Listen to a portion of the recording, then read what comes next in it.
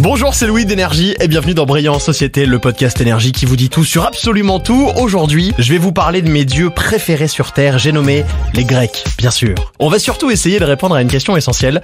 Pourquoi sont-ils tellement humains ? Alors évidemment, au premier abord, cette question peut sembler étrange, mais après tout, dans la mythologie grecque, les dieux ont des pouvoirs surnaturels, des immortalités inébranlables et des résidences célestes. Pourtant, ils se montrent étonnamment humains dans leur comportement, leurs émotions et même leurs interactions. Faisons un petit tour au cœur de ces mythes fascinants. On commence par l'essentiel, l'idée que les dieux grecs sont tout sauf parfaits. C'est d'ailleurs ce que j'adore chez eux. Contrairement aux divinités d'autres cultures, en fait ils ont des traits humains amplifiés, ce qui les rend à la fois accessibles et profondément compréhensibles pour les mortels. Prenons par exemple Zeus. Zeus, le roi des dieux, on peut s'attendre du coup à ce qu'il soit l'incarnation de la dignité et de la sagesse divine. Eh ben pas du tout. En réalité, c'est un personnage complexe, souvent guidé par ses désirs charnels. Ses aventures amoureuses sont légendaires et rappellent celles d'un séducteur insatiable.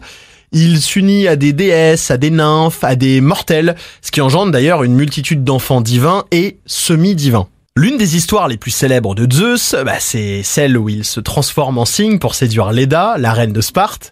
Elle donne naissance à Hélène, dont la beauté sera à l'origine de la guerre de Troie, parce que le beau Paris la kidnappe et que son mari Ménélas n'est pas tout à fait d'accord.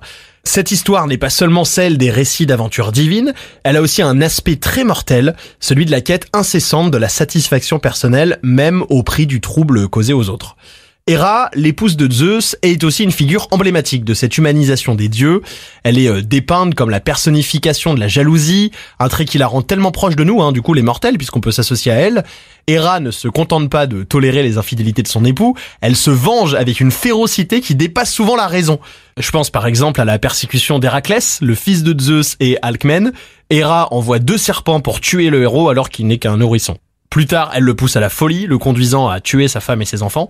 Et cette haine irrépressible montre à quel point les émotions des dieux grecs sont similaires à celles des humains. Elles peuvent être irrationnelles, parfois destructrices, et souvent motivées par des ressentiments personnels. Ce qui est intéressant aussi, c'est les dynamiques familiales. Les récits mythologiques sont peuplés de conflits entre proches, qui auraient leur place dans nos drames contemporains. Le titan Chronos, par exemple, c'est un père terrifié par la prophétie selon laquelle un de ses enfants le détrônera. Pour éviter ça, il dévore chacun de ses enfants à leur naissance, mais son épouse Rhea parvient à sauver Zeus en le substituant à une pierre enveloppée de l'ange. Ce récit, qui se trouve dans la Théogonie d'Hésiode, écrite vers le 8e siècle avant Jésus-Christ, est une démonstration frappante de la manière dont les mythes grecs utilisent des thèmes universels, comme la peur, par exemple la peur de la perte du pouvoir, pour expliquer les actions des dieux. Dans l'Iliade et l'Odyssée, 2 épopées attribuées à Homère et probablement écrites entre le 9e et le 8e siècle avant Jésus-Christ, les dieux jouent un rôle crucial dans le déroulement de la guerre de Troie et de ses conséquences. L'Iliade, qui raconte les derniers jours de ce conflit, montre des dieux qui prennent parti, alors non par nécessité divine, mais soit par sympathie pour certains héros, soit par ressentiment envers d'autres. Athéna, la déesse de la sagesse, soutient les Grecs et surtout Achille, tandis qu'Apollon prend le parti des Troyens. D'ailleurs, lorsque Achille tue le Troyen Hector pour se venger de la mort de son ami Patrocle, il est aidé par Athéna. Ce soutien divin est motivé par la colère partagée par la déesse, et pourtant, je le rappelle, elle incarne normalement la sagesse. Sophocle, l'un des plus grands dramaturges du 5e siècle avant Jésus-Christ, utilise les dieux pour explorer les aspects les plus tragiques de la condition humaine. Dans sa pièce Édipe-Roi, écrite vers 429 avant Jésus-Christ, les dieux et leurs oracles sont au cœur de l'action. L'oracle de Delphes, qui délivre la parole du dieu Apollon, prédit que Oedipe, qui est un humain, tuera son père et épousera sa mère. Mais son message est mal compris, et les parents du petit Oedipe pensent qu'il suffit juste de tuer l'enfant, qui finalement survivra et finira, sans le savoir, par accomplir la terrible prédiction en se mariant à celle qui ne sait pas être sa mère et en tuant accidentellement son vrai père. Ce qui rend ce récit vraiment poignant, c'est la manière dont Sophocle montre que même si les dieux sont cruels et soumettent les hommes à des destins parfois terribles, les tentatives pour échapper à leur volonté sont vaines, ce qui permet au passage de dénoncer notre arrogance de mortels. Je pense aussi à la tragédie Les Bacchantes, écrite par Eurydipe vers 405 avant Jésus-Christ. Il y montre une autre facette des dieux grecs, leur capacité à infliger des punitions terrifiantes à ceux qui les ont personnellement offensés. Dionysos, le dieu du vin et de la folie, est furieux que sa divinité soit niée par le roi Pentée de Thèbes. En guise de vengeance, ils poussent les femmes de Thèbes, y compris la propre mère de Pentée, à un délire collectif qui les amène à démembrer le roi. C'est un récit qui met en lumière la nature capricieuse et cruelle des dieux grecs.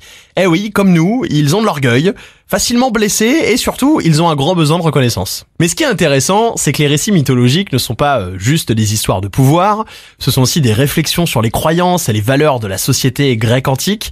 Il y a par exemple l'histoire de Narcisse, racontée par Ovide dans ses Métamorphoses, écrite autour de l'an 8 après Jésus-Christ. C'est un jeune homme d'une beauté dingue qui tombe complètement amoureux de son propre reflet.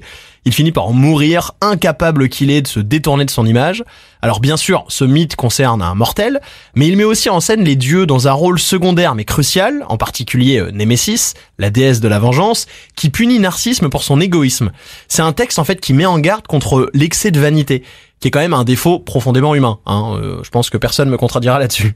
Autre chose intéressante aussi, c'est de se pencher un petit peu côté philo, avec le philosophe Platon, qui a beaucoup écrit sur la manière dont les dieux sont dépeints dans la mythologie, au IVe siècle avant Jésus-Christ notamment.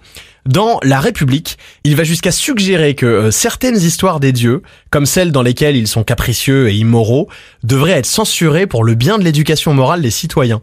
Cette critique est bien la preuve que cette fameuse humanisation des dieux était réellement perçue comme un reflet des faiblesses humaines. C'est une interprétation qui pose des questions sur la nature même de la divinité, d'ailleurs. En fin de compte, si les dieux grecs sont tellement humains, c'est parce qu'ils incarnent les aspects les plus profonds et les plus contradictoires de la nature humaine.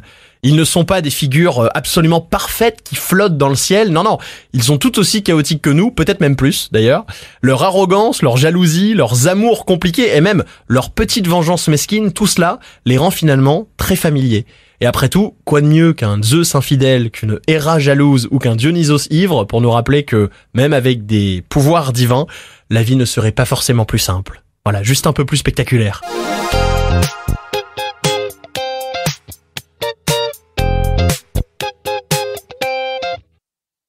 Merci d'avoir écouté cet épisode de Brillant en Société. Je suis Louis, il a été écrit par Daphné Brettenbach et je vous retrouve très vite pour un nouvel épisode.